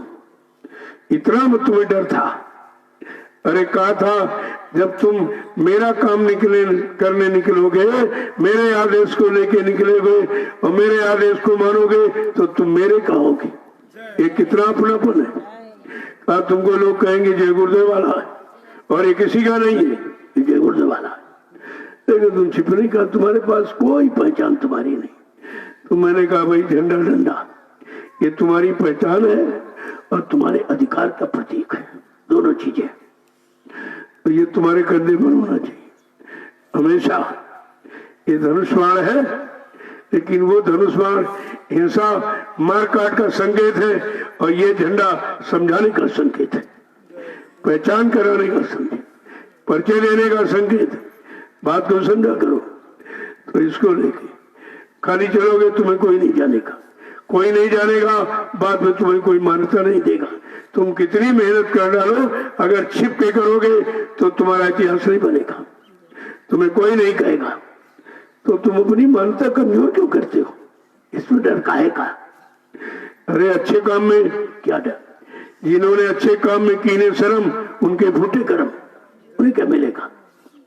तो इसलिए आपको ये इशारा किया गया कि जो यानी 11 प्रेमियों की टोली होगी, उसमें 10 सेवादार, एक टोली नायक। वो कौन सी सेवा करेगा? वो संदेश आदेश निर्देश को सबके कान तक पहुंचाएगा। क्या करना है? टोली आश्रम में आएगी तो ये सेवा का यहाँ भी वो 10 ही नहीं 20 भी आ सकते, 100 भी आ सकते, लेकिन जितने ज्यादा आएंगे उसी तरह से उनको यहाँ सेवा दी दिया। अगर 20 लोग आ गए टोली में तो 10 दिन में सेवा 10 रात में करेंगे। यहाँ तो रात दिन दोनों की जरूरत है। तो ये आप जाके कीजिए, वहां बैठना नहीं, आपको कुछ न कुछ काम करते रहो। यहाँ तक है कोई काम न हो तो अपने कपड़े फाड़ के सिया कर। कहने का मतलब मन को फुर्सत नहीं देनी। ये इतना शैतान है, इतना बागी है कि ये जब कोई काम नहीं दोगे तो बुरे कामों में चला जाएगा। तो इसको मौका ही क्यों देते हो? तुम्हारे पास इतना काम, इतनी सेवा है कि तुम्हें फुर्सत का कोई सेवा नहीं तो भजन पर बैठ जाओ। ये सूरत की सेवा है। तुम्हारे पास समय ही कहाँ है? अब तुम कहते हो नहीं कोई काम नहीं है, क्या करें क्या करें। इसका मतलब तुमने काम की पहचान नहीं की, सेवा के अर्थ को नहीं समझा, तभी तुम ऐसा कह रहे हो। कोई ना कोई तो सेवा बनी ही रहती, कोई नहीं सेवा तो भजन की तो बनी है, वो तो कभी नहीं बढ़ती है। ये काम आपको करना है। और वो टोली नायक ये भी रात निर्देश देगा। और जो प्रेमी सेवा देना चाहता है, मांगना नहीं है, जो अपनी श्रद्धा भाव से देना चाहता कि हमारे पास समय नहीं, मैं नहीं पहुंच पा रहा हूं, मेरा भी परमात्मा में लग जाए, तो सेवा लेके आएगा वो सेवा ले। और उसमें ये जिम्मेदार तय करना है कि सच्चा ईमानदार कौन। 10 जो रहेंगे वो भी बारी बारी से टोली नायक बन सकते हैं कि अगर देखा जाएगा ये ईमानदारी से काम नहीं क्या बदल दिया गया, ये नहीं करा इसको बदल दिया, तो 10 में कोई ना कोई तो सच्चा ईमानदार निकल ही आएगा, उसका परमानेंट बना दीजिए। इस तरह से जब काम करेगा तभी तो पहचान होगी।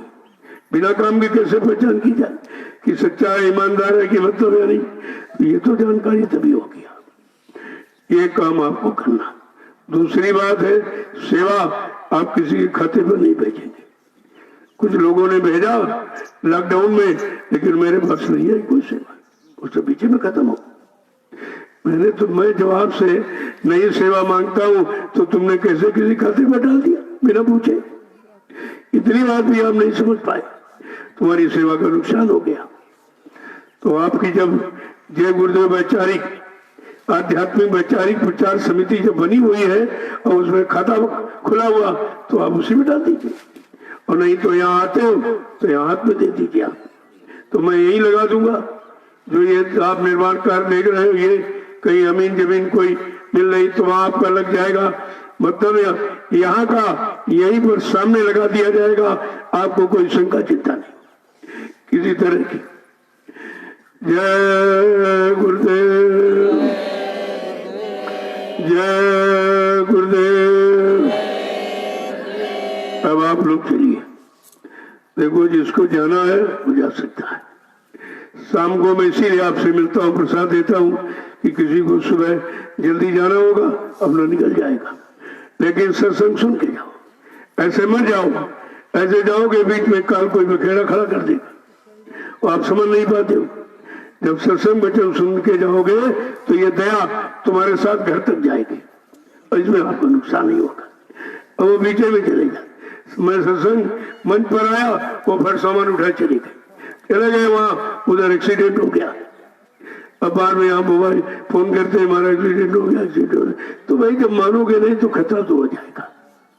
अरे सत्संग का मतलब दया, दया तुम्हारे साथ भेज दी जाए और वो घर तक पहुंचा के आएगी। वो बीच में दया नहीं छोड़ती, बात तो पहुंचाती। अब बात ही नहीं समझोगे तो नुकसान तो टालोगे। चलो फिर भी है कि सत्संग से जा रहे तुम्हारी जान बच गई, ये कौन कम है? ये इतना लाभ तभी हो गया। तो सब तरह से बताया सुनाया समझाया जा रहा, लेकिन मनमुक्ता तुम्हारी आगे खड़ी है, वो गुरुमुक्ता में मन को कतरवाने नहीं देती, उसी से आपका नुकसान हो जाता है। जय गुरुदेव, जय गुरुदेव। शारीरिक क्षति होती है वो भी तुम्हारा लेन देन ही है। किसी तरह से उसको निपटा दिया जाता और जान को बचाया जाता, आत्मा को बचाया जाता है, क्योंकि आत्मा की सुरक्षा के लिए काम हो रहा। शरीर से पता नहीं तुमने किसको किसको मारा और काटा और सताया। आप देखिए, आप ये जो खान पान खराब है, कितने जीवों को मार काट रहे, कौन सा जीवन का नुकसान कर रहा। ये बेचारे सब तुम्हारे काम आने वाले हैं, तुम्हारी सेवा में लगने वाले, और उनको तुम बेगुनाह निर्दोष काट मार रहे हो और तुम भूल जाते हो किसको किसको काटा, किसको किसको मारा। तो वो तुम्हारा भी होना है। तो वही कर्म तुम्हारा सामने आ गया, लेकिन आप सत्संग से जा रहे थे इसलिए जान तो बच गई, लेकिन भोग तुम्हारा के समय आ गया। उसको टाला जा सकता लेकिन खत्म नहीं किया जा सकता। काल के विधान को कभी खारिज नहीं किया जाता, सुधार कर दिया जाता।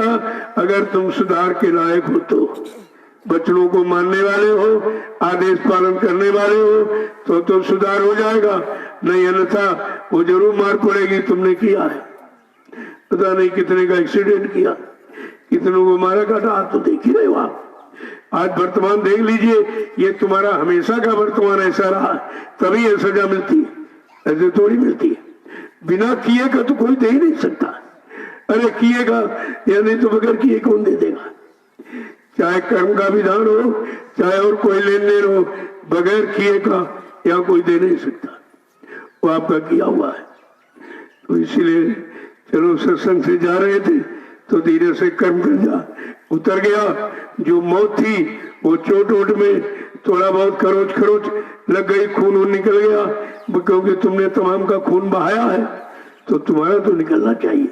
तो खून भी निकल गया, लेकिन वो चीज बच गई, जीवात्मा की समान हो। और कहीं अगर एक्सीडेंट में आदमी मरता तो प्रेत योनि हो जाता, लेकिन सत्संग में आ रहा जा रहा समय तो तुम्हारा आ गया, भोग तो आ गया है। वो भोग मतलब यानी तो चलो कम से कम उसमें ये बदलाव कर दिया जाएगा कि जीवात्मा को नरकों में नहीं जाने दिया। इतना भला तुम्हारा तभी होता है जबकि जीव भला करने के काबिल नहीं है। तुमने हजारों को मारा, काटा, सताया, वो तुम्हारा समय आ गया है, और वो समय आ गया तो घड़ी निश्चित होगी जरूर। लेकिन जब सत्संगों में आते हो या जाते हो तो अरोच खरोच थोड़ी बहुत और चोट लग गई तो कर्म गजा भी अदा हो गया और जीवात्मा को बचा लिया गया, नहीं तो नरक में चली जाती। जय गुरुदेव, जय गुरुदेव। अब आप चलिए, देख लो कोई सेवा में, सेवा जब कोई नहीं होती तो बना दी जाती है। कल कह रहे हैं कोई सेवा नहीं, कोई सेवा। अचानक मोहर्रम का ट्रक आया, खराब हो गया, फंस गया। जब फंस गया तो सेवा मिल गई। कहाँ सेवा रखी थी? कोई ना कोई तो कारण बना ही दिया जाता है।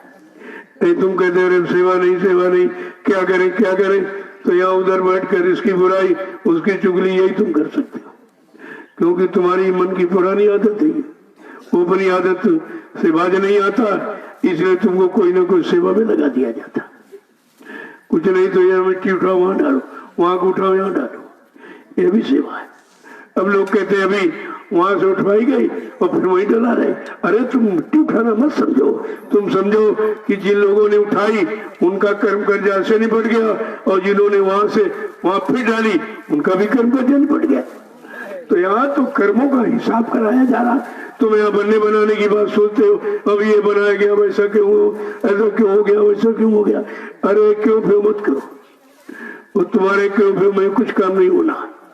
जो बताया जाए ये समझो कि हमारा इसी से लेन देन भुगतान होना है, तो तुम्हें वो करना चाहिए, करना चाहिए। एक बार एक छप्पर छाया गया, कहा एक छप्पर छाओ, बड़ी जरूरत है। बड़े खुशी में एकदम दौड़ पड़े प्रेमी, सेवा मिल गई, सेवा मिल गई। तो छाया, फिर कहा ऐसा करो यहाँ से उठा के वहां ले चलो, तब भी बड़े भाव में ले गए। फिर कहा नहीं वहां से फिर वहीं ले चलो। अब थोड़ा मन बिगड़ने लगा, ये क्या, अभी यहाँ ले आओ वहां ले आओ, ये क्या है। बस बस मन में फितूर आ गया। अब आदेश भूल गए कि हमें आदेश हुआ है चाहे ले जाने का हो चाहे रखने का, हमें इससे क्या मतलब। हम तुम्हारा आदेश मानेंगे, हम तुमसे मजदूरी लेके अधिकारी बन गए, हम मजदूरी ले लेंगे आपको, वो देनी पड़ेगी तुमको। लेकिन वो मन में खोट आ गई।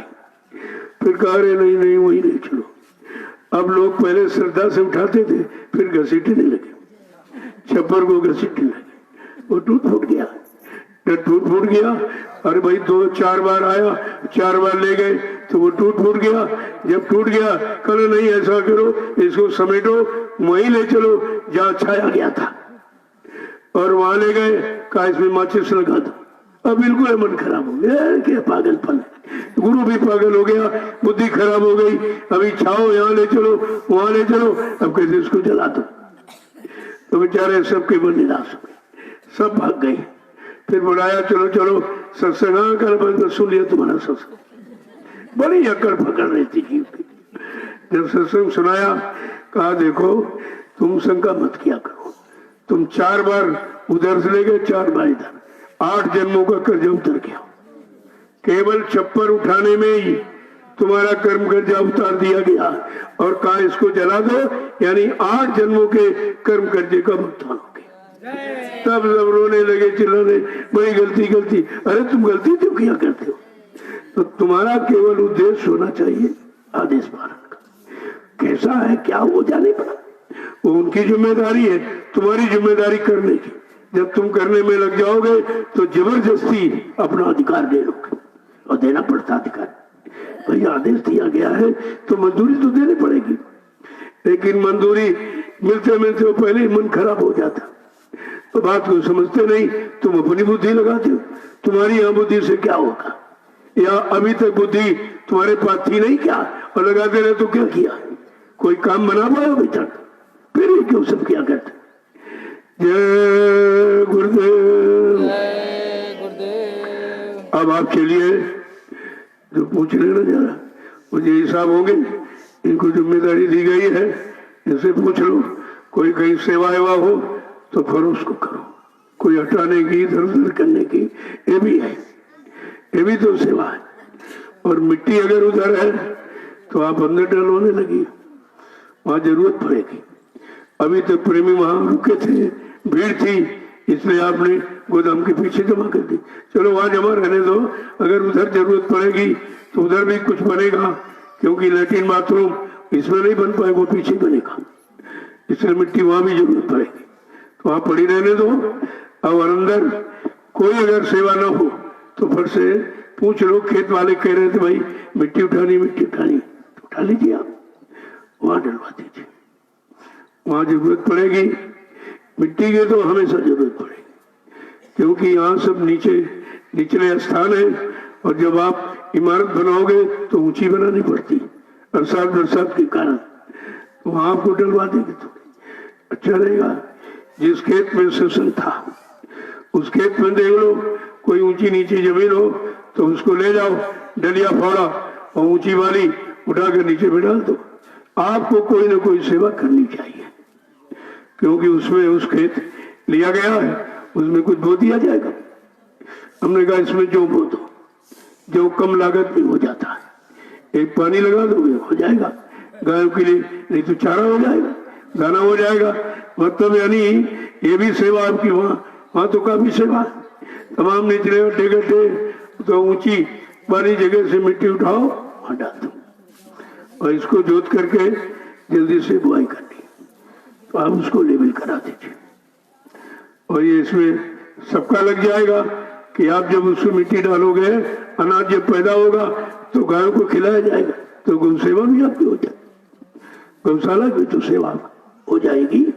ऐसा नहीं, यहाँ जो भी बताया जाएगा उसमें कोई ना कोई सेवा आपकी जरूर जुड़ी रहती है, क्योंकि भजन तो आप कर नहीं सकते, सेवा से काम बनाना है। जबकि सेवा से काम बनाना तो जितनी सेवा मिल जाए, और जहां मिल जाए, जैसी सेवा छोटी बड़ी नहीं होती।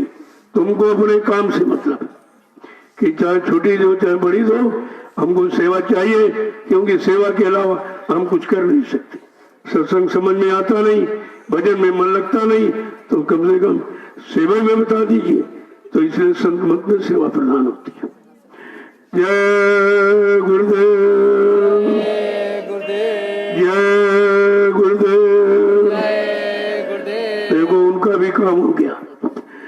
वो मालिक समझता था कि मेरे खेत में इतने 1000 आदमी आ जाएंगे, कोई नहीं देता, किसी की समझ में नहीं था ये।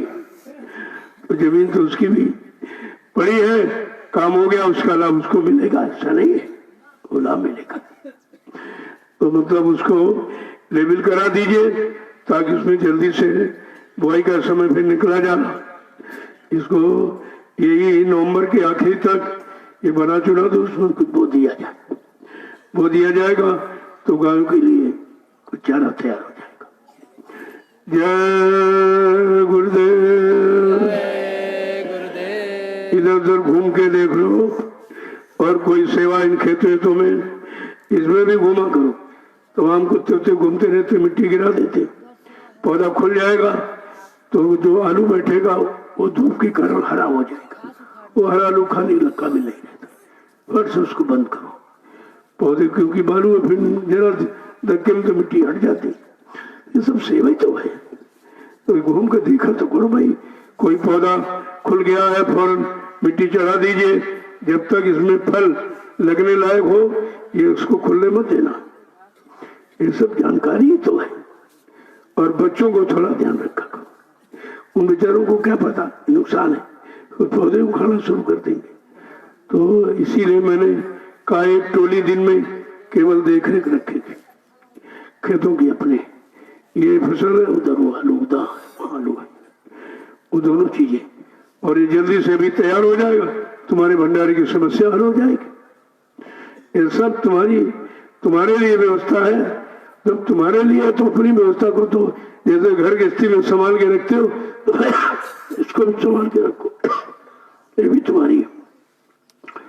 जय गुरुदेव। अब आप चलिए थोड़ी बहुत सेवा करो, यहाँ आए हो तो कुछ करो, अभी जाना चाहो तो चले जाओ, और 10-12 दिन बाद 15 दिन उधर वो जब तक सेटिंग लगेगी, जाल पड़ेगा तो 10-12 दिन तो निकल जाएंगे।